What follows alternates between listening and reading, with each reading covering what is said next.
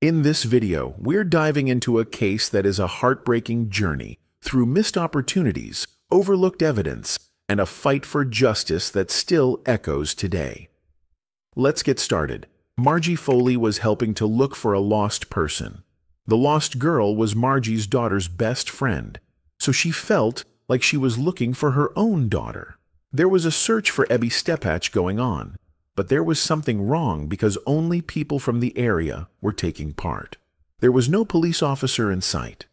The search was mostly in Chalamont Park, which is where Ebby's car was found. A large, out-of-the-way park that is surrounded by wooded areas and building sites. Margie and Kaylee were stopped in their tracks as they walked by a rainwater drain only a few feet from Ebby's car. The smell. That was awful.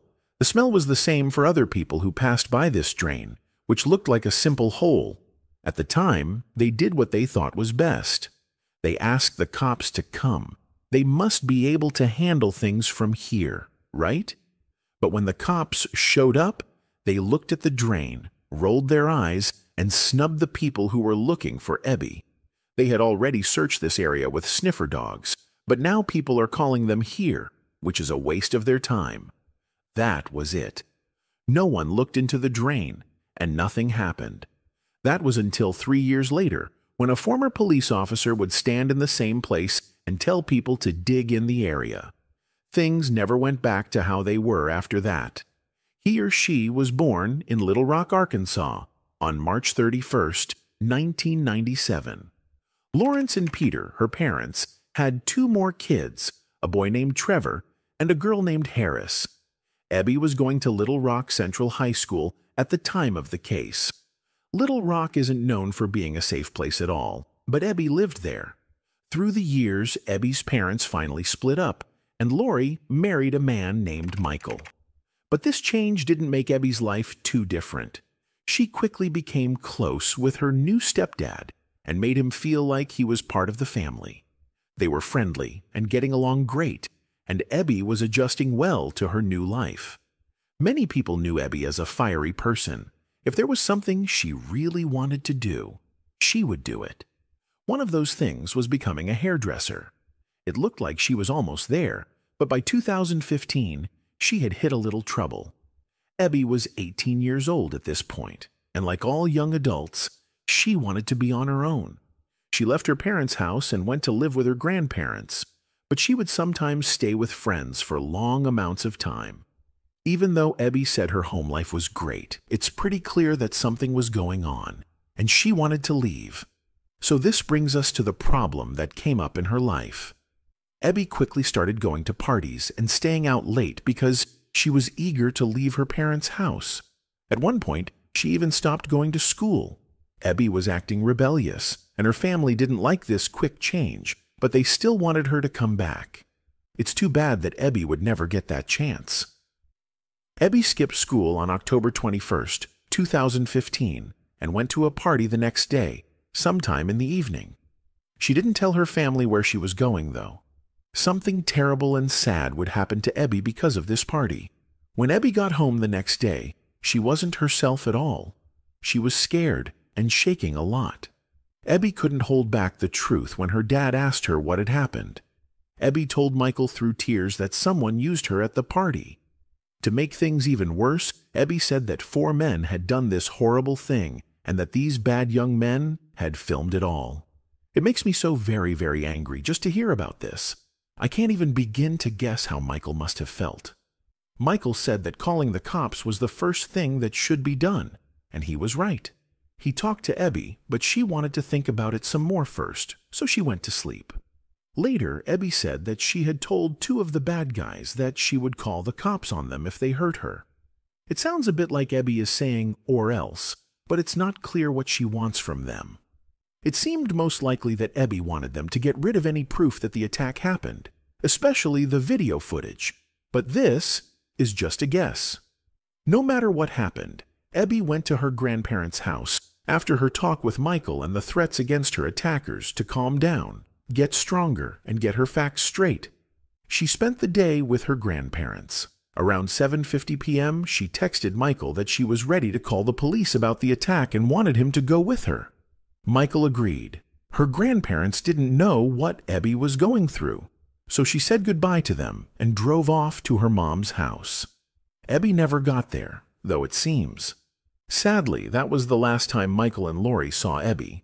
They became very worried very quickly. Michael and Lori were naturally scared when they hadn't heard from Abby in several hours. Abby wouldn't do that. When they thought about what had just happened in her life, they were scared and didn't know what to do next. It was clear that what happened to Abby had scared her, but there was no sign that she would do something dangerous like run away or something worse. Michael and Lori called Abby several times, but she never picked up. Abby caused a lot of worry for everyone. There's no sign of her at home, at her grandparents' house, or even at the police station. Where was she? So, on October 24th, the next day, Abby's brother Trevor got a call. She sent it from Abby. Trevor remembers that Abby sounded very strange, like she wasn't sure where she was. When he asked her where she was, Abby said she was outside his house. Trevor went outside, though, and didn't see anyone. It sounded like Abby was also scared and didn't know where she was, according to Trevor. Abby told Trevor that she was in her car before hanging up, which was the only thing Trevor could fully understand. Trevor called Abby again, but she wouldn't answer, and this time she wouldn't. After that, no one ever heard from her again. This is when things really went crazy for Abby's family. Something was very wrong with her radio quiet, the strange phone call, and the way Abby sounded on the call. At this point, Abby's parents called the cops, but did not tell them what had happened at the party. After this, they had to say that Abby was lost. When the police heard that Abby was 18 and acting out, they quickly put her on a list of people who had run away. It didn't seem to bother the cops at all that an 18-year-old girl had gone missing. They told the parents to wait another 12 hours before they would officially start an investigation. Anyway, when Abby's parents saw that the cops weren't going to do anything, they put up flyers and went door to door asking everyone for help. Something wasn't found for 3 days. One of the security guards at Chalamont Park found an abandoned Volkswagen Passat on October 27th. The park is in West Little Rock, which is a bit of a remote place. There was a forest area with a lot of building going on all around it. The car was found close to these trees, and it was quickly determined to be Abby's. After waiting for 2 hours, the security guard called the police to report the abandoned car that had been there for 2 or 3 days. No cop showed up, though. The man then called the police again. It took an hour for the police to arrive at the park and take a report about the car. The cops looked more closely and saw that the car's battery was dead and the petrol tank was empty. The fact that the key was still in the ignition shows that it had been going for a long time before it ran out of gas. The car's inside was a mess. Things that belonged to Abby were found in the car, like her phone, keys, cash, contact lenses, and more. Makeup was also all over the seats. Abby loved makeup, and she took great care of her things as if they were her most valuable things. Even Abby's mom said she would never leave her things like this, unsupervised and thrown around like this. Especially her expensive makeup, so seeing them strewn around the car like they didn't care was very suspicious. The trouble was that Abby was still missing, even though her car had been found. The cops were still sure that Abby had just run away. But how did she get away without her car? Why did she leave it running? Police didn't even stop to talk to anyone who was walking by or look at the surveillance footage of the area. There was nothing that the cops did that could have led to answers. Things were getting really strange. Why didn't the police seem interested? I'm sure you can picture how angry and upset Abby's family and friends were. The police were meant to help them, but it looked like they didn't care much about finding Abby.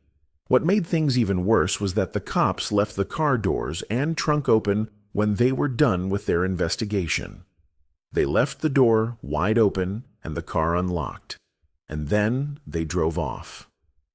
Not long after that, it rained hard, which filled the car with water and ruined any proof or clues that might have been there. People were very worried and confused because the cops weren't interested in looking into Ebby's disappearance.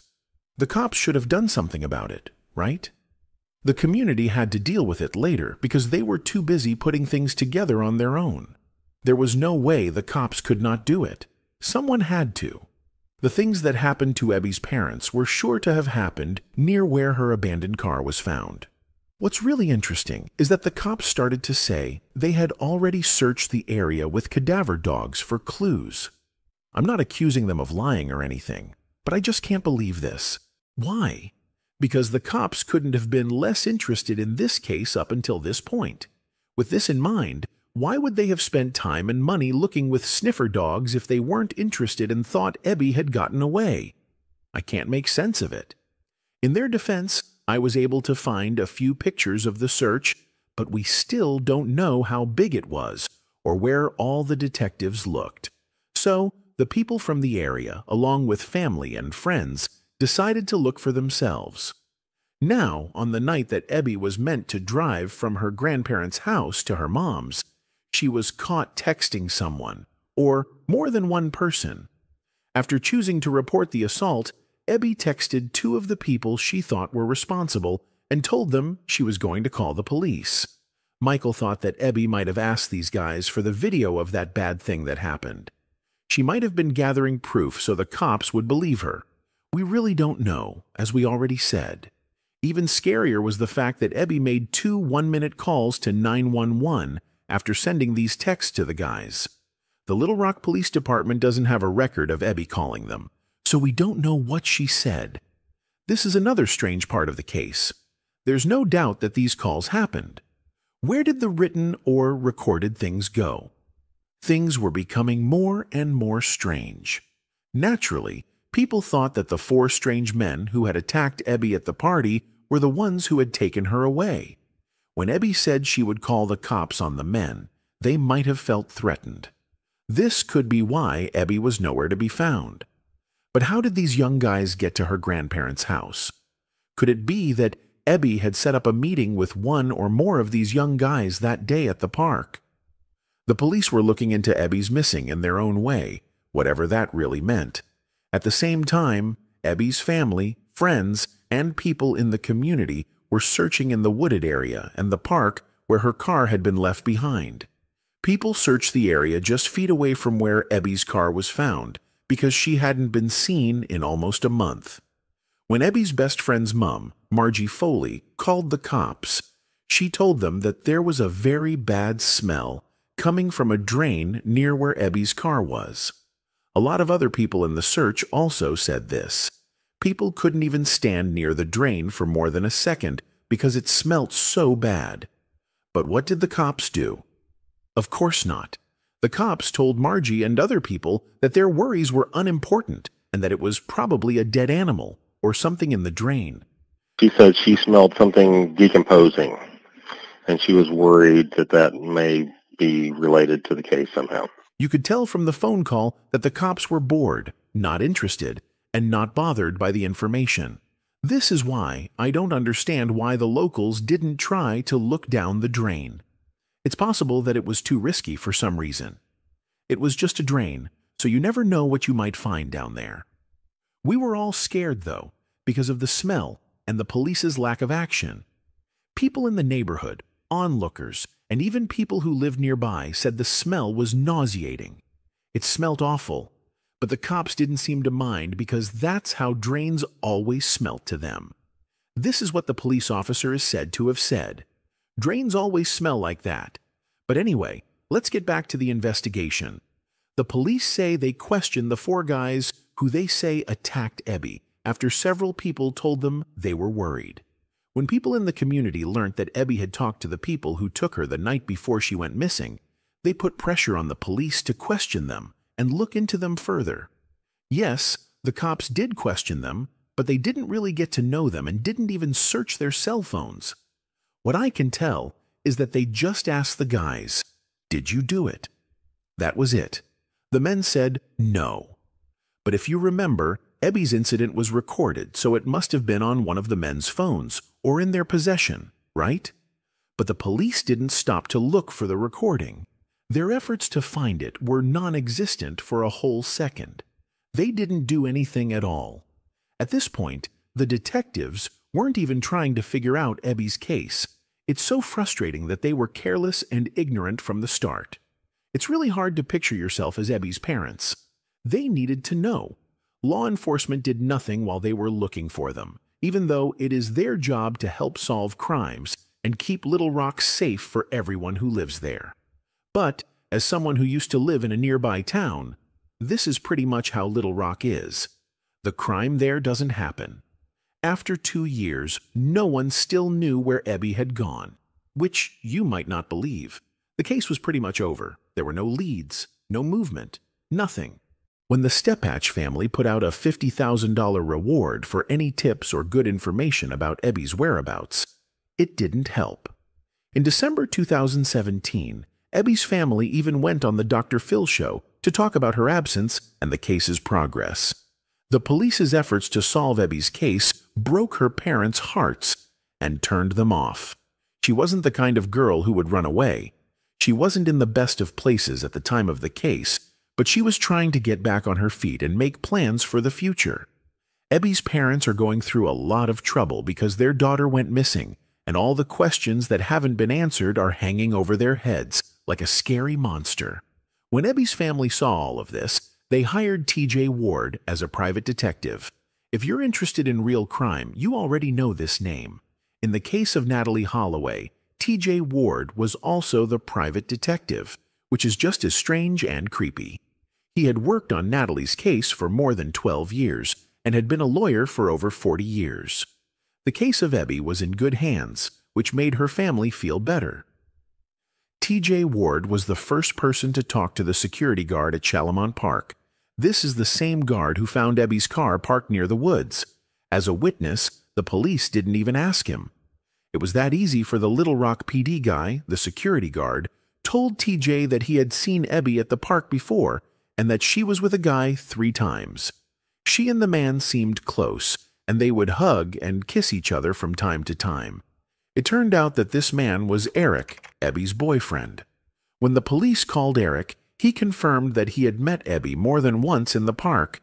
He also said that Ebby came to see him the night she went missing, which showed that she wasn't meeting one of her attackers there. It wasn't at all like that. Eric thought back to how Ebby looked upset and lost. It wasn't like she was shaking or having trouble, but she didn't look like herself either. Eric said that Ebby looked worried, like she knew something bad was about to happen. It's not clear if Eric knew that Ebby had been struck the night before. Like Ebby's friends and family, Eric wasn't a suspect because he was also worried about her and had a perfect excuse for what he did. Even though TJ was a skilled detective, Ebby's case ended in another dead end, 3 years after she went missing. The 4 men who were allegedly involved in Ebby's attack were highly suspected by everyone, but their names were never made public. However, the case was taken over by a different detective in 2018, almost 3 years after Ebby's weird absence. Bruce Hudson. Like everyone else, except the Little Rock Police Department, Tommy used to be a police officer. He thought Ebby's case was very strange. He went back to the spot where Ebby's car had been left behind. Tom went to Chalamont Park on May 24th, 2018, and went to the sewer close. A hole in the ground was part of this draining system. When the lid was lifted, you could see a ladder going down and a thin pipe at the end. It was about 1 foot wide and 80 feet deep. For Ebby's small size, that tiny pipe would have been very hard to get through. In any case, Tommy was interested in this drainage system. It didn't look like something he could ignore, so he called his team and poked and prodded the 80-foot-long pipe. The prods hit something 70 feet down. It was getting in the way. To get a better look, Tommy told them to dig up the pipe. Not long after, the pipe was dug up. The agent looked in from the back of the pipe and saw skeletal remains of people were found in this small drain pipe. Everybody was very close to having their worst fears come true, but the bodies had to be tested before anyone could say for sure what they were. The cops took the body parts in and were sure they belonged to Ebby Stephatch, who was 18 years old. Her family was broken up by this news. For 3 years after Ebby went missing, The cops kept ignoring the case, which led to this tragic ending. Even stranger is the fact that strange and stinky smells were coming from the same drain 3 years ago, almost a month after Ebby went missing. But the cops did nothing. Ebby was there the whole time. But if you thought that was angry enough, wait until you hear what the police in Little Rock had to say about it. When Ebby's body was found 3 years later, it was in a very bad state, making it hard to figure out how she died. The cops are either not letting anyone see this information, or they haven't bothered to check. But according to the news, we still don't know how or why Ebby died or what happened to her. It's also hard to tell what was in her body when she died, because she is so decomposed. A few ideas have been put forward about how Ebby got into this pipe in the first place. We'll talk about that in a moment. But Ebby never got to call the police to report the assault, so other than what she told her stepdad Michael, there wasn't much evidence that identified the person who might have hurt her. Ebby had been found, but not in the way that everyone had hoped. Ebby was put to rest soon after her body was found in the pipe. A lot of people, including myself, think that Ebby's claimed attackers were the ones who killed her. When they found out that Ebby was going to report them, they tricked her into thinking they were going to give her the video. That's when they killed her and dumped her body in the drain. Over the years that she was stuck there, heavy rain and a lot of water pushed her deeper into the drain. A lot of people believe this to be the most likely explanation. I think it's the only one that makes sense, wholeheartedly. We have a reason, the means, and the chance. There's been no sign that the security guard was watching that evening, so Ebby would have been all by herself after Eric left the park that day. It was the right time for that kind of crime to happen. People think that the mysterious suspects are still out there because they are related to powerful people, like politicians or police officers. This could explain why the police weren't interested in solving Ebby's case and how badly they messed everything up. It all makes sense. Someone's son, who is a police officer, does something bad, but his dad and his dad's friends hide it. It is a classic. It's easy. This is likely the truth. What about the police? They have their own crazy ideas. They believe that Ebby killed herself by crawling into the drain pipe after the claimed attack. This idea is crazy from the start. To begin, the sewer cover is very heavy. Ebby's size and weight made it impossible for her to lift the lid, crawl into the vent, close the lid, and then belly crawl into the foot-wide pipe. She was way too little. The girl was only 5 feet 2 inches tall and weighed only 110 pounds when she was wet. A normal manhole cover weighs over 100 pounds, so it couldn't have been possible. Second, Ebby didn't seem like she was going to end everything. When someone is going through a dark time, there are almost always signs. Ebby even had plans to go get ice cream with her friend that night after she told the cops about what happened. It is impossible to believe that Ebby would do something like that. After everything is said and done, the cops have shown no interest in finding the person who killed Ebby. But I think we all know for sure who did this. Getting the right people on board will make these people pay.